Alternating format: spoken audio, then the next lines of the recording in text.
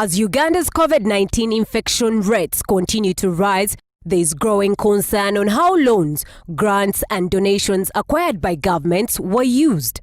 During a joint press briefing by civil society organizations, over $13 million in grants is said to have been spent, and yet there is nothing to show. Pesticiding of contracts and flouting best procurement guidance, no justification for decisions taken, delayed delivery of items, inflation of prices and procurement of substandard items. And again, we quote the report of the Ministry of Finance, which says that funds from the regional referral hospitals were characterized by varying unit costs of food that was served to COVID-19 patients, mischarges, lack of accountabilities, duplicated activity reports, doubtful barriers of COVID-19 cases.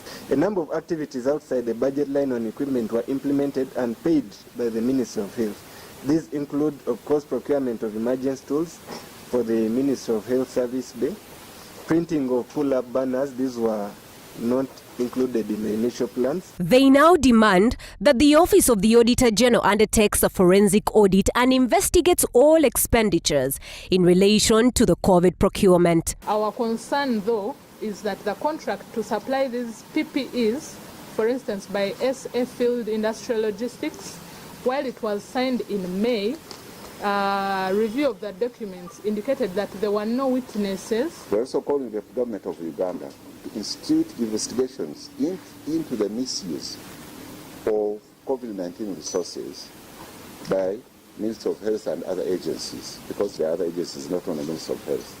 The education also was part of those that also we got loans for. The COVID-19 money expenditures to date has left many Ugandans with questions on how government is reluctant to give accountability on how the money was spent. Olivia Nakalembe, Alan Mwesigwa, NBS Live at 9.